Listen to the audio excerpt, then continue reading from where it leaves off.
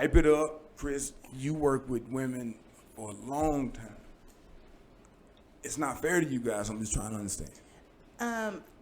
Would you? And then you ask with them. No, when I hear you say that, for me, I have not walked into a gym, and I've been all sorts of different sizes and stages of pregnancy. You know what? I was judged one time. I was on the treadmill and I was 9 months pregnant and I was judged. But I've not walked in a gym and felt judged. Have I felt uncomfortable?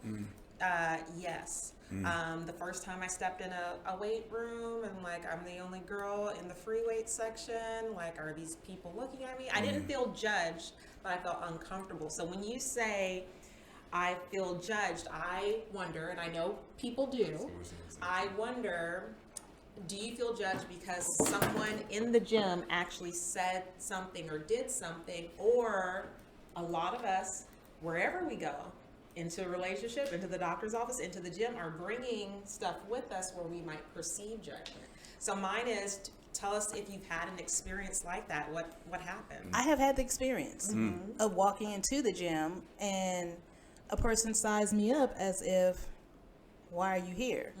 And this is when I was a lot larger, because I lost 100 pounds. Congratulations. Thanks. It took a while. Yes. But I was close to 300 pounds. And I walked in and he looked at me as if, why are you here and what do you want to do?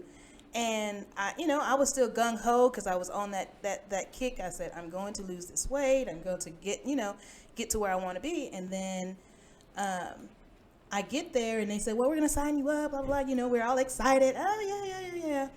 And that was my trainer. And his goal was saying, I need to make you into, you need to lose weight to get to 130 pounds. And I'm telling him, I've never been 130 pounds. I don't want to I do not want to be 130 pounds. Right. Well, your BMI says you are obese and you are too big to do this and that. And yeah, and I didn't hear it once. I've heard that several times. By trainers. Can I just apologize? Man, I'm dying right now. Yeah, and we are not supposed to do that. I As have had trainers. terrible experience. I've had the trainer on the phone. You need 10 more. Give me 10 more. Give me 5 more. I've had the trainers doing that. I've had trainers where they're not paying attention to me. They're looking at the girls next door. And I'm sitting here, well, what about me? Or not, they have no conversation for me at all. It's not personal. It's all about get these reps in and let's go to the next thing. Let's go to the next thing. Why are you moving so slow? What's wrong with you? Are you tired? Well, once we get a little of this weight off, you'll be okay. I've had that happen. That's sad. Greg, let me ask you this. Connecting with Miss P's story, you're hearing that too, and I know it hurts your heart as a trainer, like it hurts my heart, right?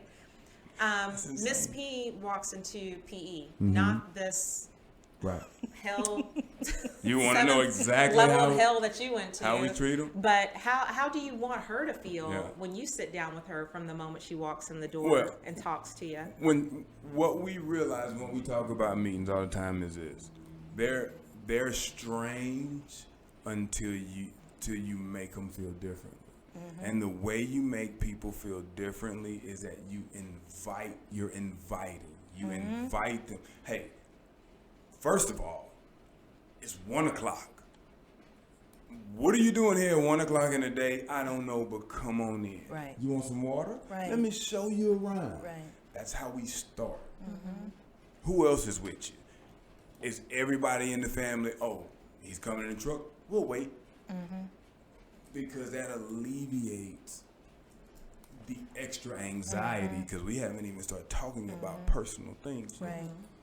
You don't know my name. Right. This ain't an interview. Right. Listen, this is what we do in this area. And this is what we do in this area for these people. And this is what and wait till you come over here and see how excited we are about this. So now that you've seen the place, have a seat. You sure you don't want no water? Have a seat. We're going to get somebody to rap with you in a second. I personally, people used to try to go in my office, but I didn't like that feeling of you being in trouble. And I mean this, y'all, like that feeling of you being in trouble sitting across from me. Like, I'm not interviewing you. Right. So I would say, you sit anywhere you want to. And then I would sit in proximal space that made sense for you. And then I asked the question, not what are your goals, not because I'm gonna ask you how much you weigh. I'm gonna ask you how tall you are. I'm gonna ask you all of that other stuff after I get to know your last name. Right. How far you live from here. Not the first thing. You know, is it do you got a job in this area? Right. Do Tuesdays and Thursdays make sense for you? Right, Like, let's right. find out if we can date. Right. Right. You know. Right. If we're compatible. If we, Yeah, right. if it makes sense. Exactly. Okay, so now I know I can help you. Why are you here sitting in here with me? I really like that approach because we You were see what, like, talking about that a little bit There's 100 earlier. places you can be. Because Miss P, that day that you decided that you were going to walk in the gym, I imagine that morning or that night you said, you know what? I'm doing this. I'm doing this. That's exactly. This is happening. And Exactly. even though when you, as soon as you walked in the door, you got a bad vibe, you didn't turn around because you were like, no excuses. You know, And exactly. Then they gave you that clipboard and said, Exactly. look around. Yeah, exactly. Yeah. And so even though you weren't feeling it, you did it because you made a promise to yourself. And what I'm encouraging people to do is that, yes, get up and say, I made that commitment.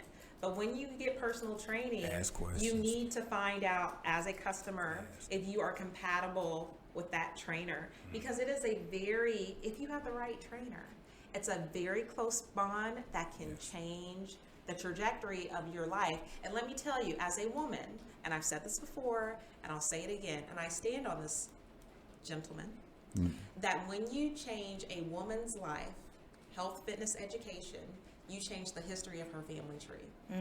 That I agree with that. And so it is your responsibility, ladies, that when you decide to act, when you have that little bit of inspiration, don't let it pass. You jump on it and act on it, but act on it knowing that you're going to go talk to 2 or 3 people if you have to until it feels right. Now, if you're lucky, you know a person like Greg, or you've heard of him, or had him refer, or listen to this podcast. So you go right into P. You don't waste your time with a whole bunch of other like big box places. Right. And as soon as you meet him or someone on his team, it feels right. You don't need to go anywhere else. But it's gotta feel. It's gotta be feel right. And you know, I